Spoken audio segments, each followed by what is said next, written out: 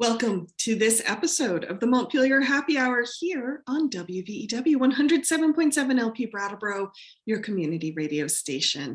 I am your host, Olga Peters, and this is the show where we talk about how things in Montpelier shake out for the rest of us. I want to welcome this week regular contributor Emily Kornheiser, one of three representatives from Brattleboro. How are you, Emily? Good. Oh, it's actually evening. I always say good morning. We always record this at the crack of dawn, but in fact, it is evening. Our lighting is different. The vibe is different. We forgot our cocktails. We could have actually had cocktails for the happy hour, but so good to see you and be with you this evening. It's nice to see you this evening too. And all the way from Woodstock, Representative Charlie Kimbell. So glad you can join us this evening. Good evening. Thanks for having me. I'm glad to be here, and it's the first time that I've visited this Montpelier Happy Hour, right? Yeah. Mm-hmm, mm-hmm. All right. Terrific. And we're sorry we were remiss we didn't tell you to bring a cocktail. Long ago and far away, when we first started, we would have signature cocktails each week, and we would have a non-alcoholic one, an alcoholic one, and we would talk about some of the social life of Montpelier. But we were recording at 7 a.m. before the legislative day started, and it got ridiculous to try to fake it while we were drinking coffee, and so we stopped. Mm-hmm. And then COVID, which can be an explanation for everything. Well, then COVID.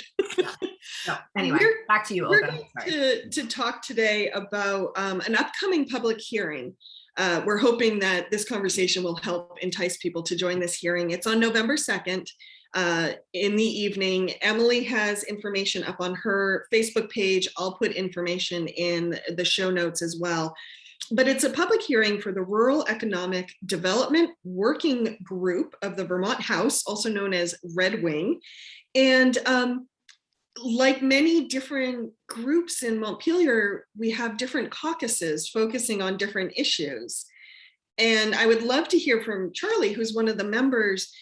What has the REDWnG, that is a mouthful, been focusing on right now, and why do you want to have this public hearing? Why now? What are you hoping to hear from people? Well, thanks. Just as a little background, REDWnG is a group of House representatives from all different parties that are really focused on those issues that affect the economies in rural towns in Vermont. If on a whole, Vermont itself, even when including Chittenden County, counts as rural. But the more rural parts that, with towns with less than 2,000 people or 1,500, they have much different needs. And so that really brings in representatives from all different parties focused on common issues. And so that's the whole genesis of this group. And it's been around for, I think, maybe 15 years and 10 years. And so the membership keeps changing.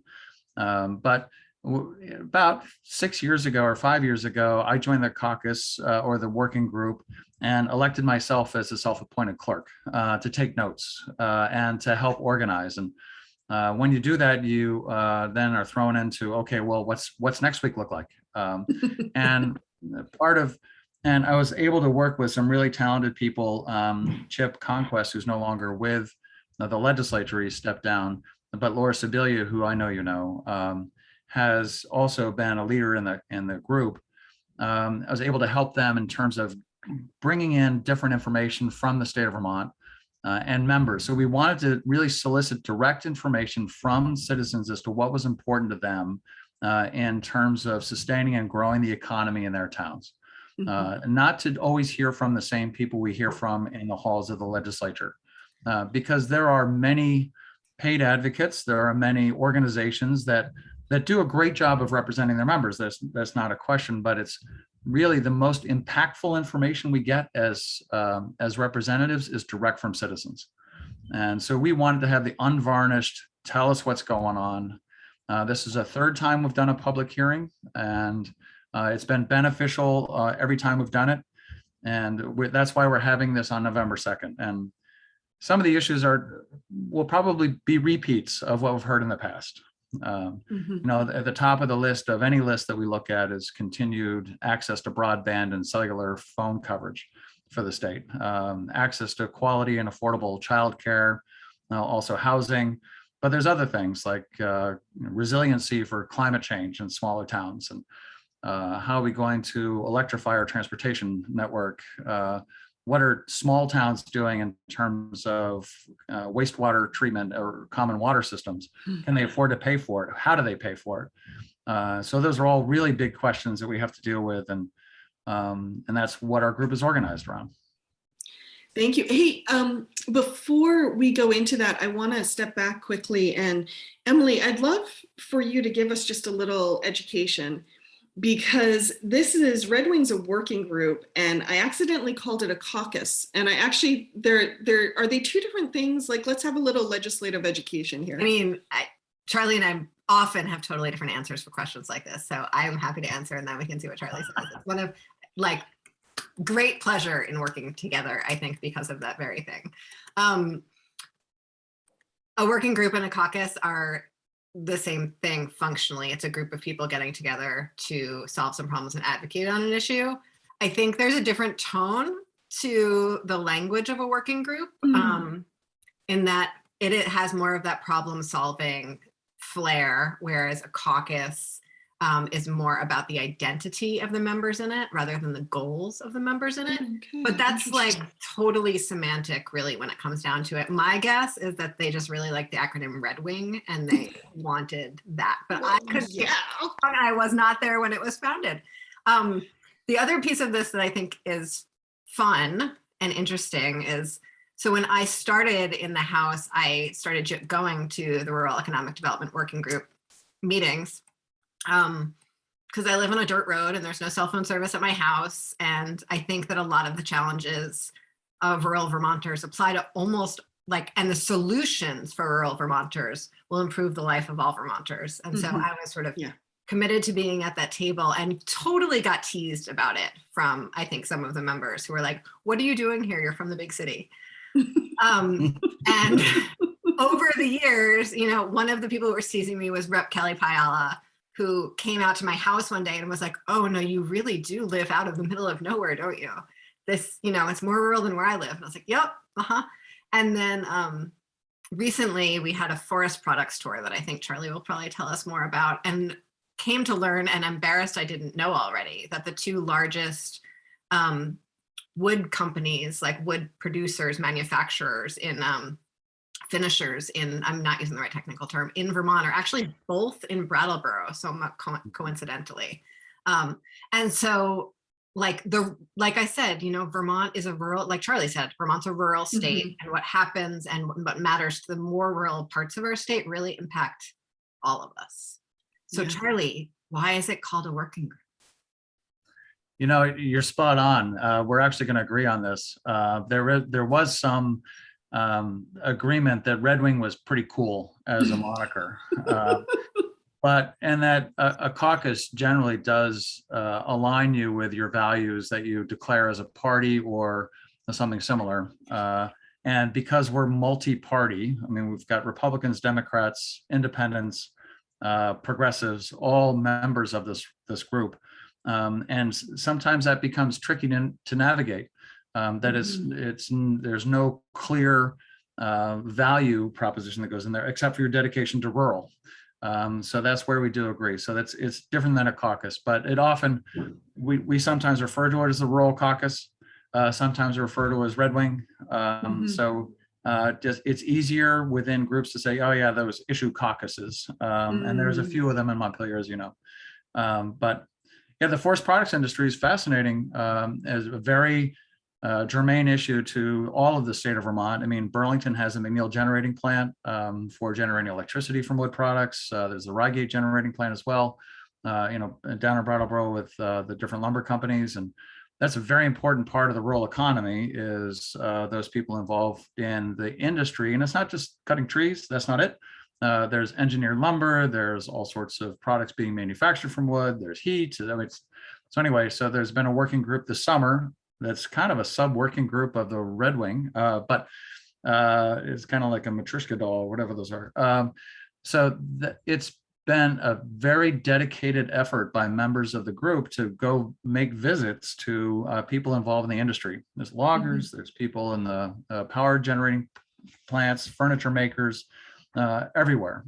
So that's been, I think, really beneficial, and people have gotten an appreciation for how much actually is generated by not just economically, but how much in conservation of the land, how much it does for cleaning the water systems, air systems, and everything else around the state of Vermont. So that's been very beneficial for the group.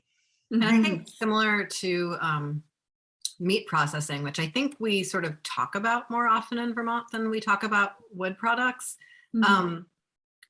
As some industries get strained at one point in the supply chain, it really ripples out to all the rest. And in a place like Vermont that is small, it's extra important to keep an eye on each aspect of the supply chain being stable and whole, because if that shifts, we wind up with like really significant ripple effects about, gluts of supply or shortages of supply, or different, things need to be trucked so far that it doesn't become a viable commercial product anymore for the person selling it. And so really keeping an eye on each aspect of the supply chain, and like the detail involved in that is something that I think REDWnG has been doing really well in a bunch of different areas of the economy. And I really respect that like really deep attention to detail. So Charlie, from your experience, you mentioned at the beginning of the show some of the issues you're hearing around broadband and cell service and water and sewer, which we've been talking a lot about on this show recently. And but I'm wondering, when you look back over your time with REDWnG, are you seeing that the challenges, economic challenges in rural communities, have they changed? Have they, are there new things that are challenging them versus maybe 15 years ago? Can you kind of put a context around all that? Yeah, it's been a gradual shift, the urbanization of the world, not just of Vermont or of the United States, so that there is more economic activity happening in larger cities than is happening in rural parts of Vermont or of the world. So that's, we look at their school populations, we look at the struggles of any kind of general store to survive in rural communities or businesses. So that's been a gradual shift, and it's not just overnight. It's been happening a long time. And so it's important for us to recognize what those causes are and to figure out how do we then maintain an economic base and grow that economic base in those rural areas, given that those trends are so strong. And it's really, that's where it's really difficult. So we have to make sure people have an equal playing field, that they have access to high-speed broadband and telecommunications, that they have access to great education, that they have access to healthcare. Our rural hospitals are challenged and just keeping afloat. And so there are all these systemic issues that are challenging what rural populations and economies have to deal with. So, and that's why we keep focused on this, because we have to recognize that it's not going to return to what it was. I mean, people can jump in their car and drive 30 minutes to a convenient shopping center.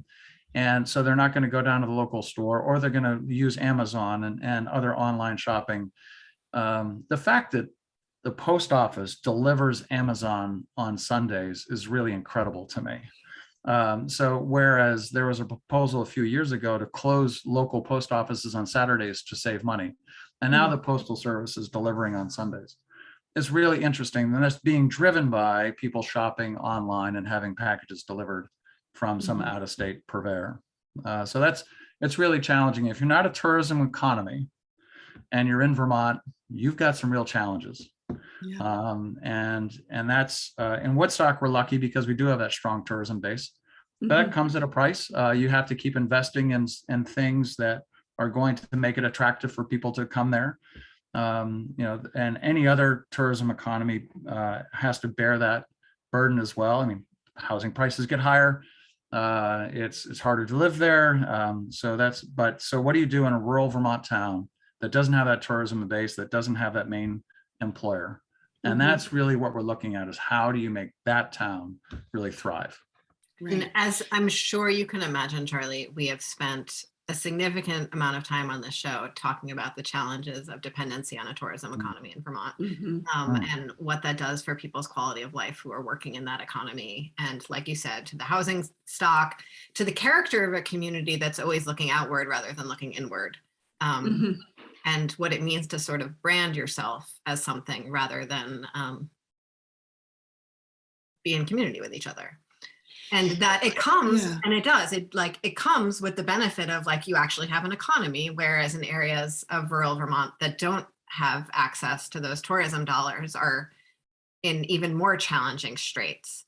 And so on an optimistic day in legislative land, which is, you know, not every day, but most days, I feel like the lessons that we can learn about how to strengthen the economy of our rural towns that don't have those tourism dollars are lessons that we can then apply to those tourism economies to help them shift away from that and diversify a little bit, which I think would be great for all of us.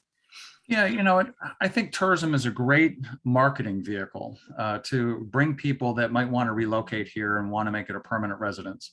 And it has an incredible value with that. So we've had a number of certainly in the past year, we've had a number of people relocate here who found Vermont first because they were here vacationing, or maybe they were a second homeowner or something. But I think it is incredible value that way. And we have to recognize that. And there are some good jobs. There are some good careers.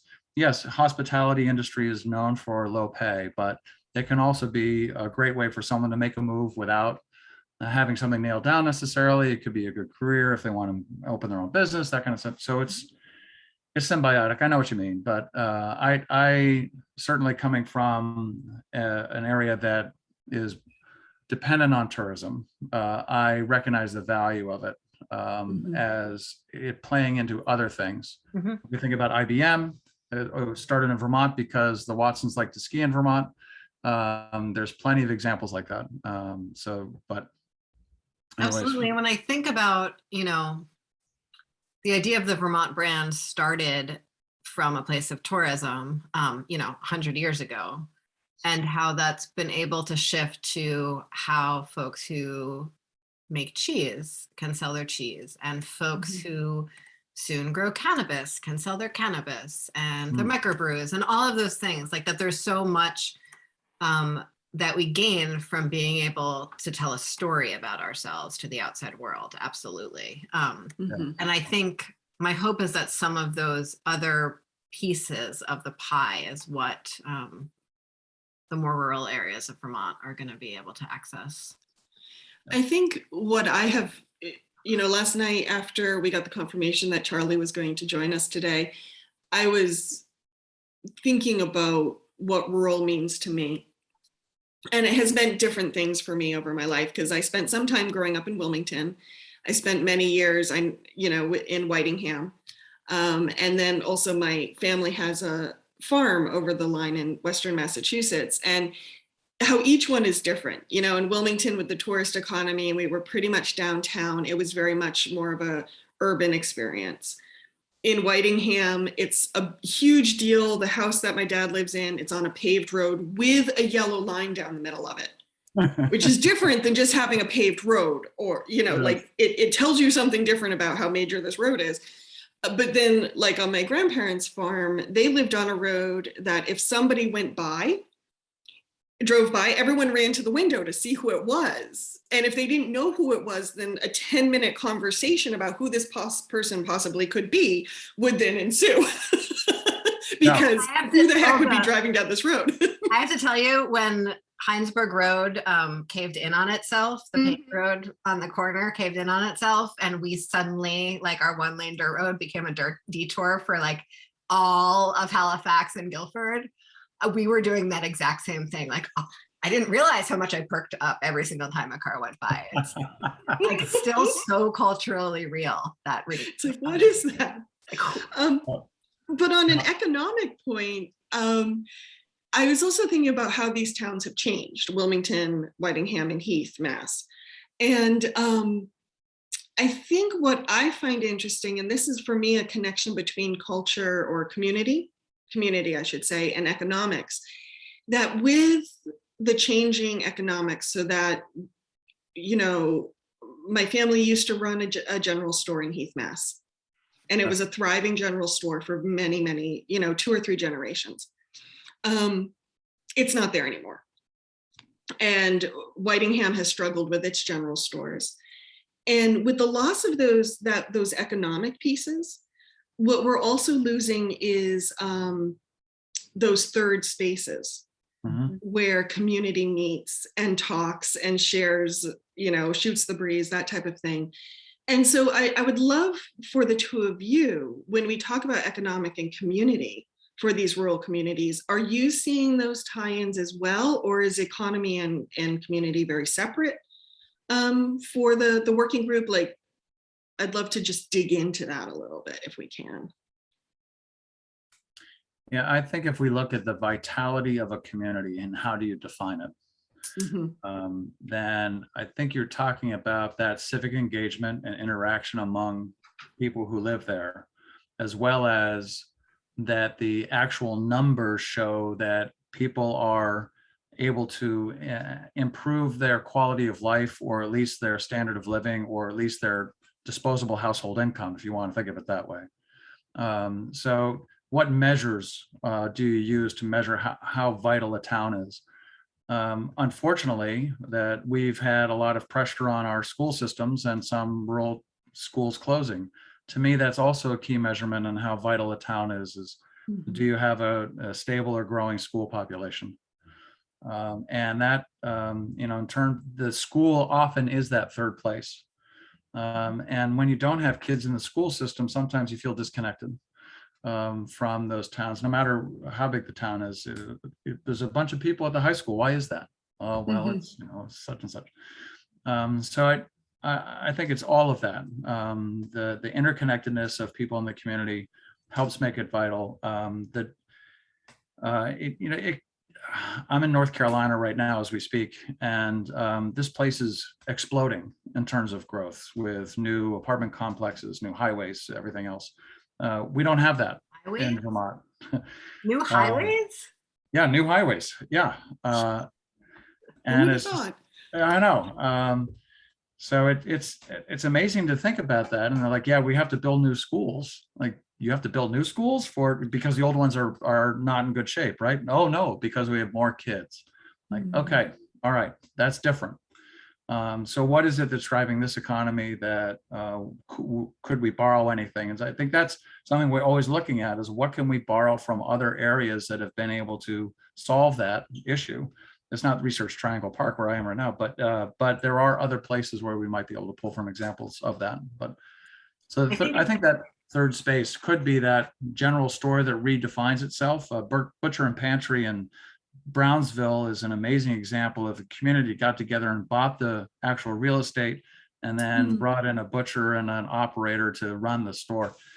Phenomenal. And they do a great job. And so that they've been able to make it. But there are other communities that struggle. Yep.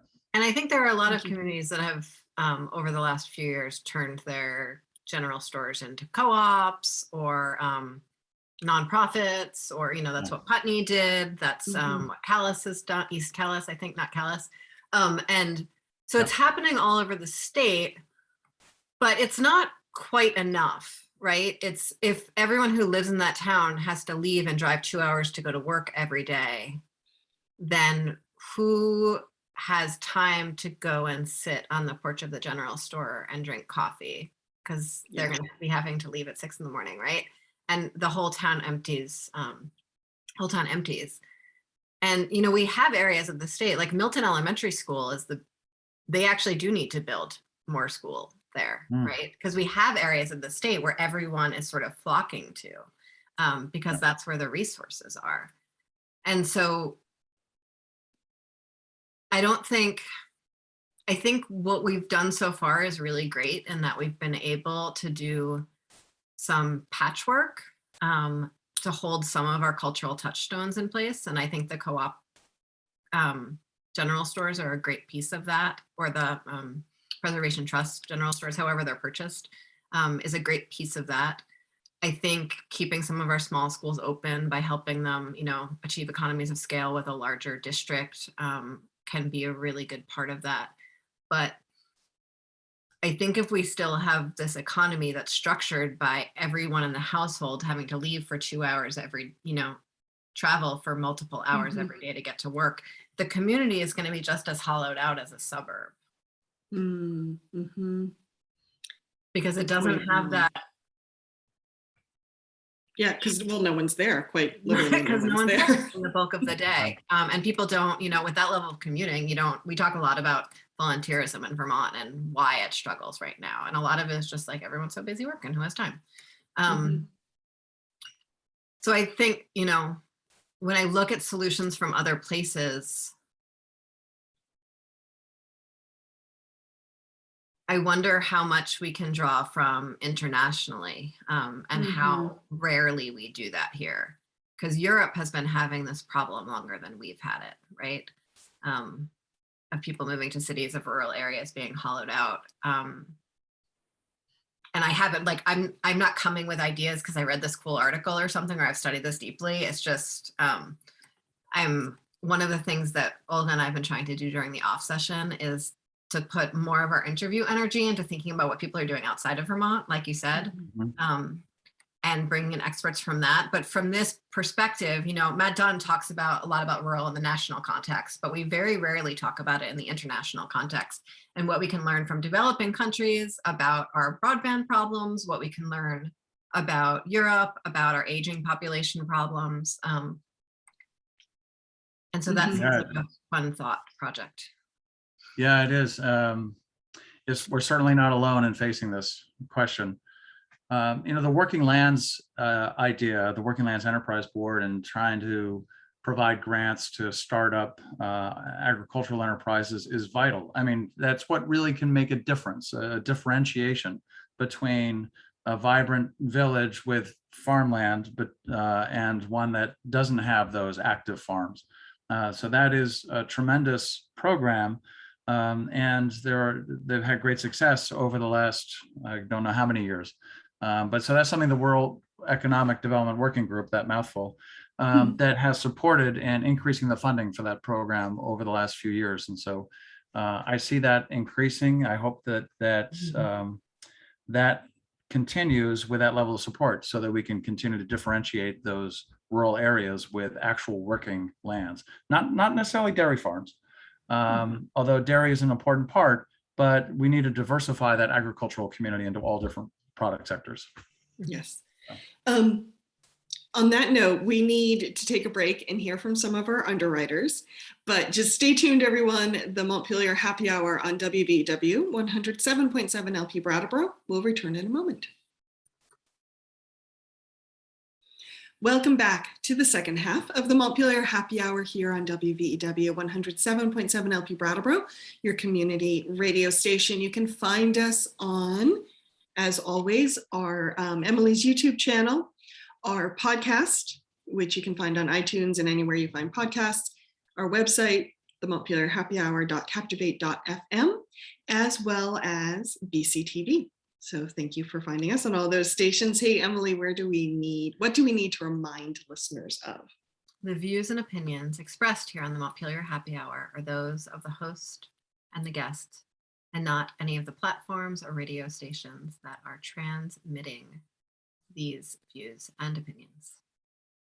Did you hear that, Charlie? So whatever comes out of your mouth, that is your view and opinion. Got it. And now he's not going to talk at all. I wasn't thinking you were endorsing it by any stretch. Yeah.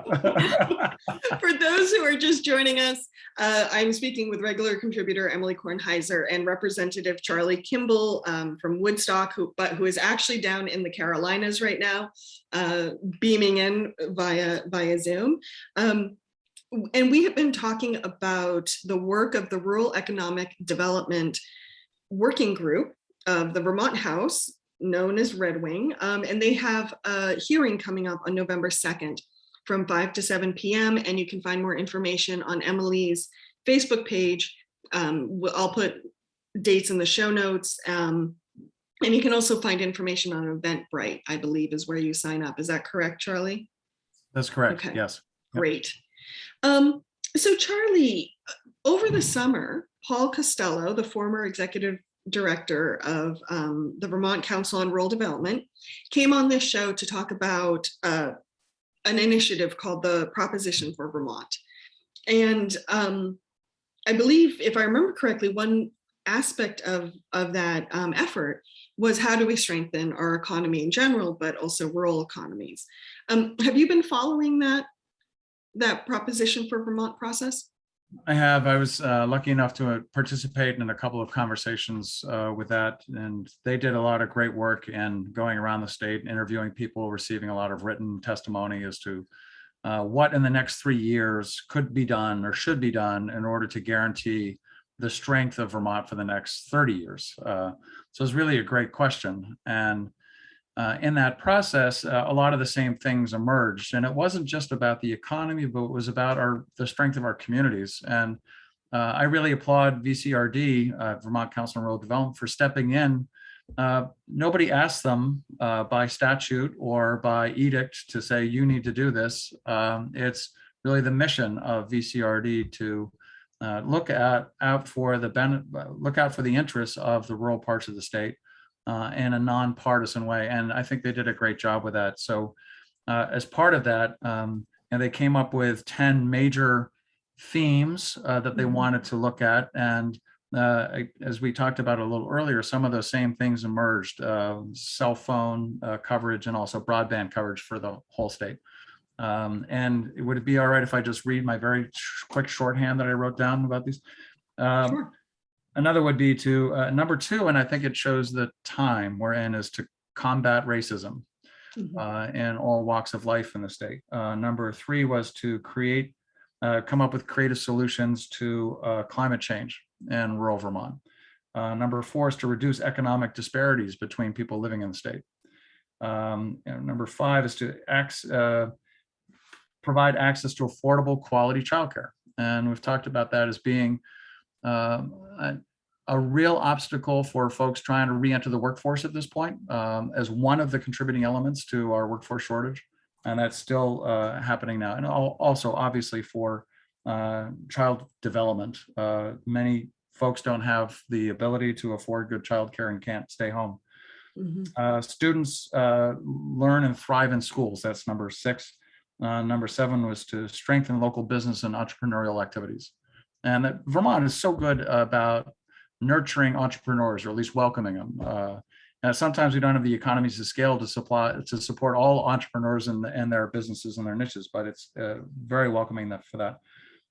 And to look at the efficiency of our planning and development efforts in the state, better coordinated through regions and also at the state level.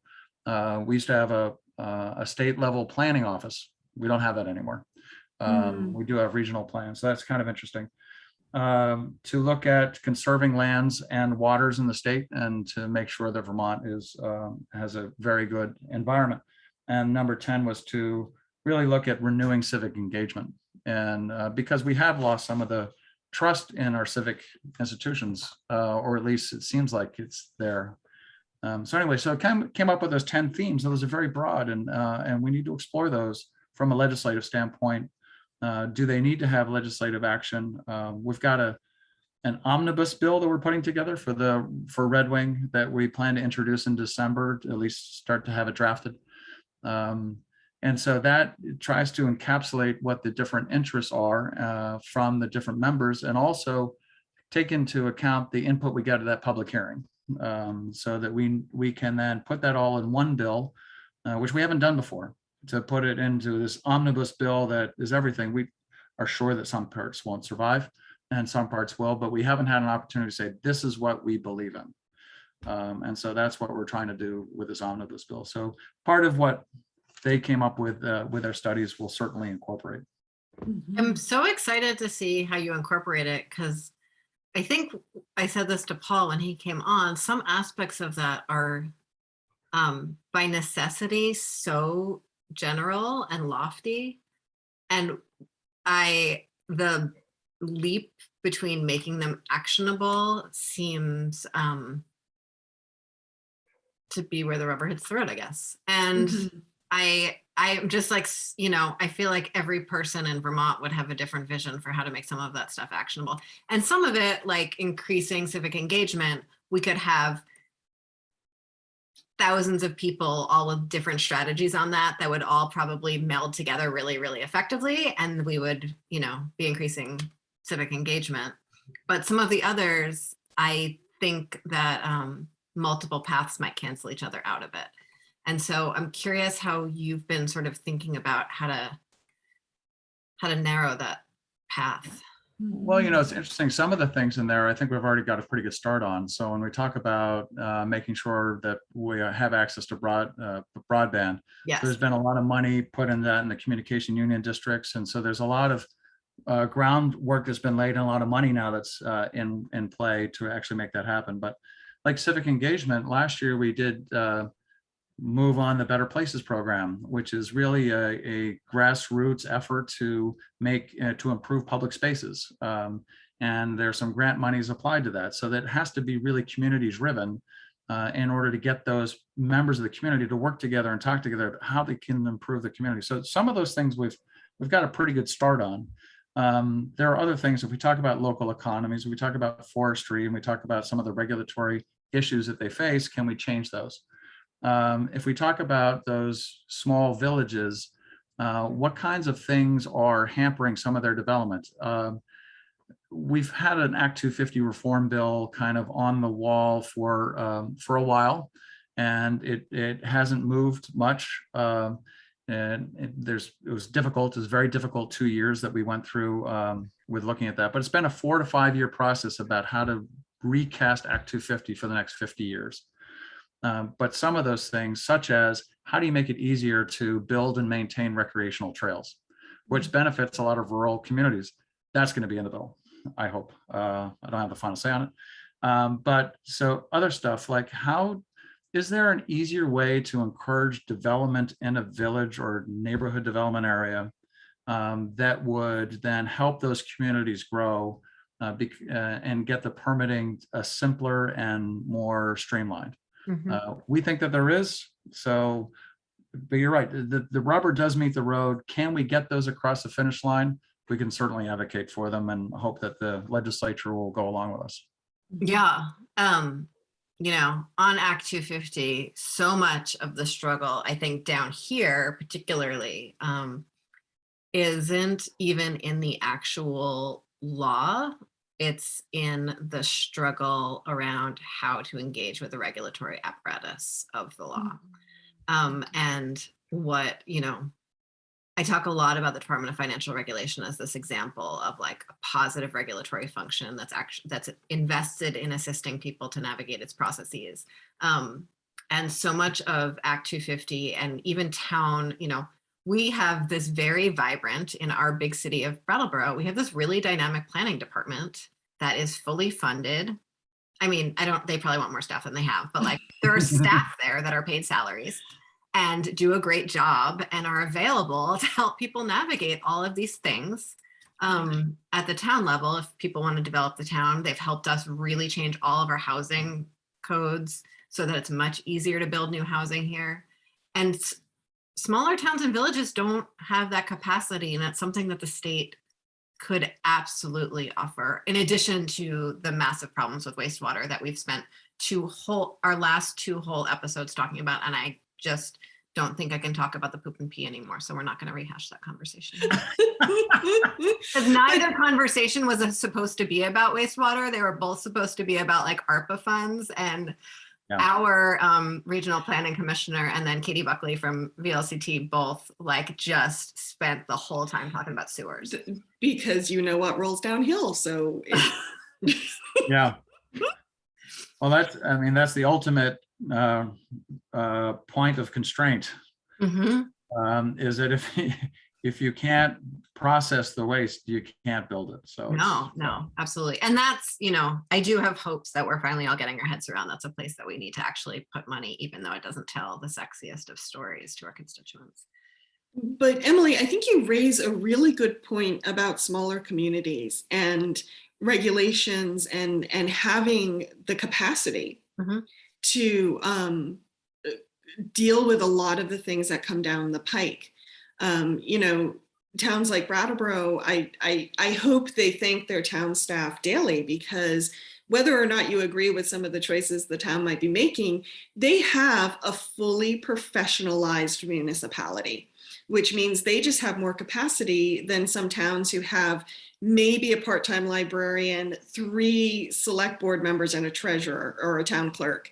You know, that is just such a different level of capacity. And so when you're dealing with something like economic development, like sewer infrastructure, like new regulations, that can just be, I can see a gap widening between what towns can accomplish based on just that type of capacity.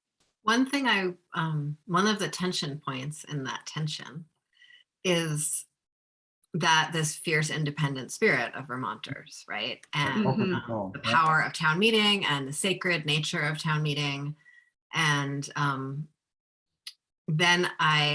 so thinking about fire departments, just as an example, because it's fire departments are kind of like the promise of civilization, right? Like, your house is on fire, someone will come. And here in Brattleboro, we have a professional fire department that is paid and always available. And as the capacity of folks to volunteer in these outlying areas wanes, as there's less people in these outlying areas, we're going to need to think about fire department capacity differently. Yeah. I think there's sort of a similar, you know, we have some similar stories we could tell about police capacity. But that means, I would actually start with capacity around EMTs and emergency response. And I've had the we've had the EMT conversation around the state a lot, and it's almost the fire and the EMT thing are very similar. So what towns, in order to have, like, if we're going to regionalize some of those supports, the planning functions in a really dynamic way, the regulatory functions in a really dynamic way, in a way that's like supportive and helpful, the same way a town staff is supportive and helpful, that's gives up some of the freedoms and some of the local control. And I mean, that's Act 46, right? In a lot of ways, the dynamic and the turmoil of Act 46. There's a lot that I think we can leave unsaid about the problems of Act 46 right now, but that like essential tension between how can we create scale to solve problems and what control are we willing to lose in order to have that happen, I think is a lot of what we come to when we think about how to increase what it means to really like make sure that every small town is served. Well, it also works against what we were just talking about with civic engagement. Yes.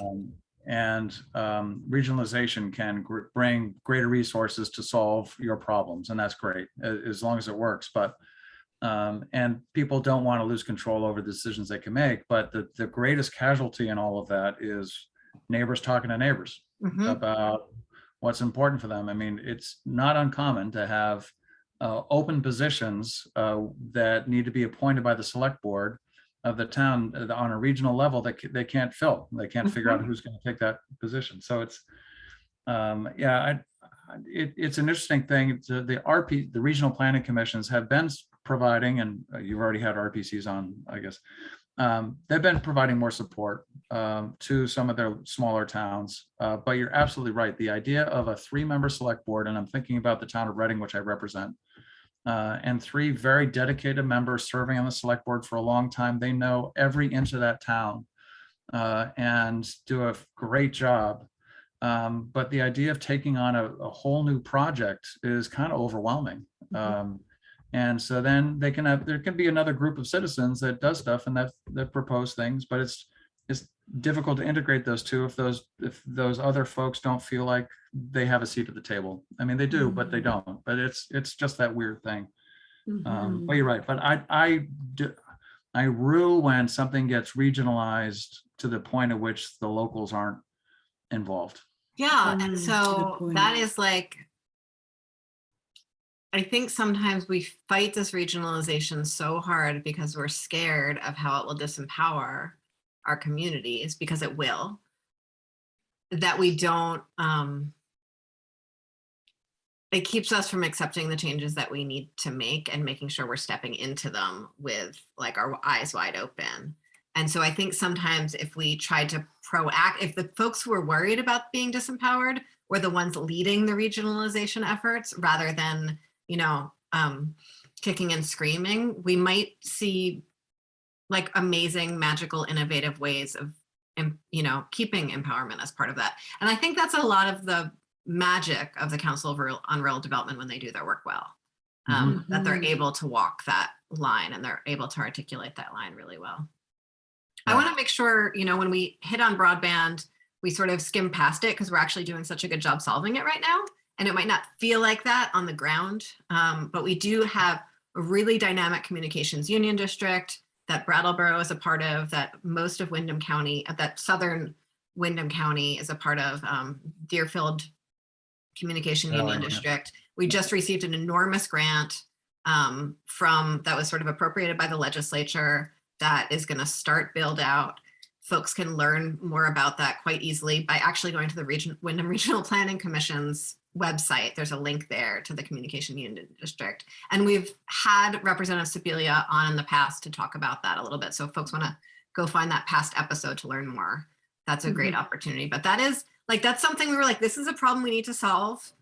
We're going to do our very best to set up really empowering structures to solve it. And then maybe magical federal money will fall from the sky and save us. And it did. Which is so nice when that actually happens. Maybe it'll happen again this year. So are there anything specific besides, you mentioned broadband, but are there other specific either proposed legislation or other issues that REDWnG is working on right now that people might want to know about before the hearing on November 2nd? Well, we're in the middle of developing this omnibus bill, so there are some specifics, but the next step for our group is to really look at, because not everybody knows what they are yet, is to share that list and then have a debate about what do we really want to put in this bill. Because not everything will make it through. And that's why I said I don't have the ability to determine if the trails language will make it through, because it's up to the group. And that doesn't prevent a legislator from pursuing that in a different way. So it's multi-pronged. So we really want to hear what people are thinking locally that they would like to see. And that based on their experience, what is it that would help their local economy to sustain itself or to grow without telling them what we're already thinking about. So we don't want them to react. We want to react to what their impressions are. And then so by December, when we introduce this into the legislature drafting pool, then we'll have a clearer sense of what we can get into the bill. And again, because it's an issue caucus or an issue working group, the listening to folks from the public hearing is the opportunity to sort of construct the ideas. And then any bill that's developed as a product of that will go through the regular committee process where there might be more public hearings that are designed to be reactive. So this is sort of the generative public hearing phase, but if and when it's pulled off the wall, so to speak, and becomes a subject for debate within the legislature, there are opportunities for reactive public comment then. Absolutely, yeah, good point. So Emily, when you put the hearing notice up on your Facebook page, it really sparked a dynamic conversation. And I think you got some really great comments from folks. What at this point is your takeaway from that conversation? Anything that you're sitting with right now? Well, I do always love a good conversation about short-term rental regulations. That is top of my list of fun things. And so I'm going to continue working on that despite some of the challenges it poses for some of my colleagues. And then, so I was excited to see some public support for that because I have a lot of New Yorkers writing me angry emails every day still. And then I was really heartened by how much the language around rural development actually just resonated for my constituents and the folks who are reacting on my Facebook page. That language and that visioning and that idea is just really meaningful for people as a way of engaging with government. Because, you know, I post a lot of stuff up on the social media and do a lot of different ways of communicating. And when something like just sort of sparks people, I'm like, oh, okay, this is something I'll dive deeper on. And so that for me is the biggest takeaway, that the language was resonant for me when I first joined the legislature and I started to doubt myself about it. And now, like, really having that feedback from my constituents that this is how people perceive themselves in our community. Nice, interesting, thank you. We have just a couple minutes before the end of the show. Charlie, you're looking surprised again. It really does go fast. That's because we're having a good conversation. Yeah. Charlie, what do you want to leave listeners with before we head out? Well, it's trite to say we're all in this together, but Vermont on its whole is rural, and whatever we can focus on for ideas and energy about how do we keep those smallest towns, how do we help those towns that are 1,500 members? That's the real challenge, I think, that we face, and I think about that every day, and trying to think about how can we make sure that they have a solid economic future. And so that's what I want to leave with, and I want to hear from those people that live in those towns to say this is what we need to do. Thank you. How about you, Emily? Every time you ask this question, every time I'm surprised, Olga, week by week by week. I love that, you know, after 3 years of doing the show, I can still surprise you. Keeping it fresh. It's really ridiculous. Actually, I think what Charlie said isn't right. I think it's absolutely true. I think most strategies, if we can take them in Vermont, and if we can find solutions that really lift the water and lift the boats for the people who are sort of most impacted by problems, very, you know, like folks in small towns, and find economic solutions for them, I think they will be economic solutions that work for all of us and that can really shift the conversation for our whole economy. Thank you. Well, Charlie, Kimbell, thank you so much for joining us.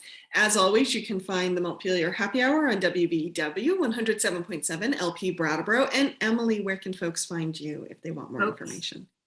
Folks can go to emilykornheiser.org, and from there you can find links to all my social media channels, as well as my email address and my phone number if you want to be in touch. Charlie, you have a website too, don't you? I do. It's woefully out of date, but it's charliekimbell.com, and Kimbell is with an E. I ring, I don't bounce. That's right. I've never heard you say that. I love it. That's a good one. I love it. Well, Charlie, it's been a pleasure. Hey, everyone, have a wonderful weekend. We'll see you next week.